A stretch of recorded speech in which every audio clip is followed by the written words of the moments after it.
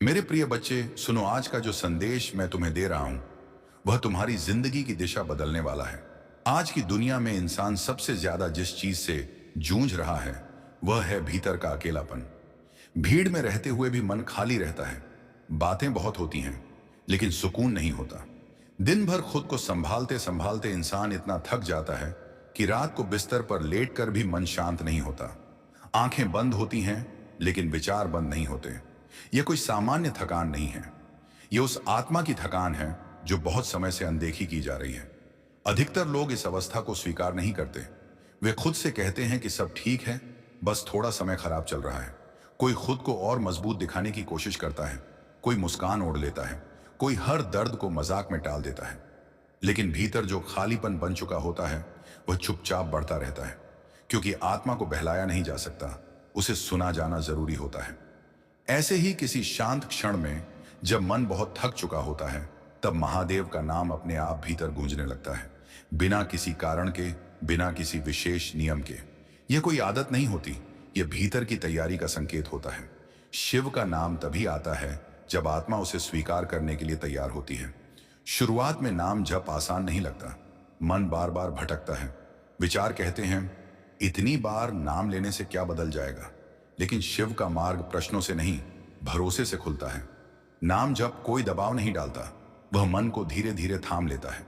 जैसे कोई बहुत पुराना मित्र बिना कुछ कहे पास आकर बैठ जाए। कुछ समय बाद व्यक्ति महसूस करता है कि विचारों की पकड़ ढीली पड़ने लगी है। जो चिंता पहले पूरे दिन साथ रहती थी अब उतनी ताकतवर नहीं लगती।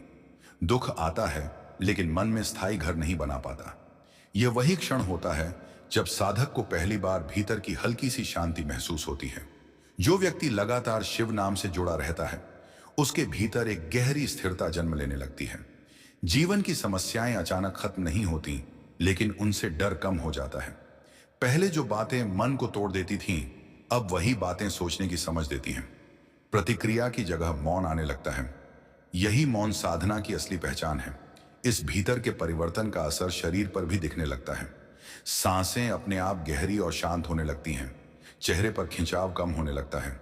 आंखों में एक अलग सी स्थिरता आ जाती है। यह कोई बनावटी शांति नहीं होती, यह भीतर के संतुलन का परिणाम होती है। लोग इसे महसूस करते हैं, भले ही समझ ना पाए। शिव का नाम जीवन को देखने का नजरिया बदल देता है। जो परिस्थितियां पहले अन्याय लगती थीं, अब वे भी किसी सीख का हिस्सा लगने लगती हैं। शिव नाम जप मन को वर्तमान में टिकाता है। जब मन वर्तमान में होता है तब न भविष्य का डर हावी होता है और न अतीत का पछतावा। जीवन कठिन हो सकता है लेकिन असहनीय नहीं लगता। रिश्तों में भी एक गहरा परिवर्तन आता है। पहले जहां अपेक्षाएं भारी थीं, वहां अब स्वीकार भाव आने लगता है। हर किसी से कुछ पाने की चाह कम होने लगती है। जो रिश्ते बोझ बन चुके थे वे अपने आप ढीले पड़ जाते हैं, और जो रिश्ते सच्चे थे वे बिना किसी प्रयास के और मजबूत हो जाते हैं। यह सब भीतर बदली हुई ऊर्जा का परिणाम होता है। नींद भी इस परिवर्तन की साक्षी बनती है। जब मन दिन भर अनावश्यक विचारों में नहीं उलझता तो रात को विश्राम अपने आप आने लगता है। कई बार व्यक्ति को एहसास भी नहीं होता कि उसकी नींद कब सुधर गई, क्योंकि शिव का नाम चिंता से लड़ता नहीं, वह उसे शांत कर देता है। जैसे जैसे नाम जब गहराता है, भीतर की समझ भी परिपक्व होती जाती है। अब व्यक्ति बाहरी शोर से ज्यादा भीतर की शांति को महत्व देने लगता है।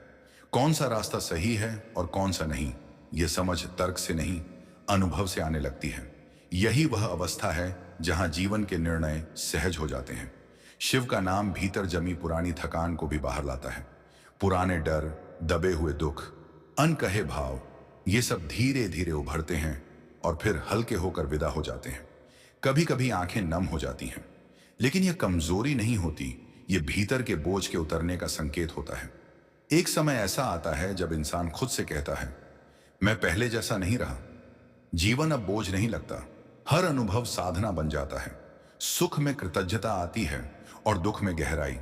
यही वह अवस्था है जहां शिव किसी नाम या रूप से आगे बढ़कर एक जीवंत अनुभूति बन जाते हैं। जीवन के सबसे कठिन क्षणों में जब सब सहारे कमजोर पड़ जाते हैं, तब शिव का नाम ही सबसे मजबूत आधार बनता है। जो उस समय नाम को थाम लेता है वह टूटता नहीं, क्योंकि महादेव टूटे हुए को कभी असहाय नहीं छोड़ते, वह उसे भीतर से नया बना देते हैं।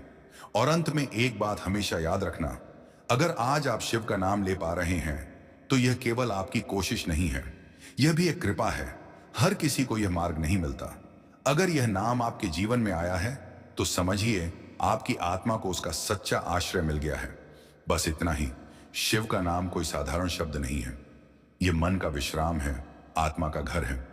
इसे किसी दिखावे या कठोर नियमों में मत बांधिए, बस इसे अपने श्वास के साथ जोड़ लीजिए। हर हर महादेव।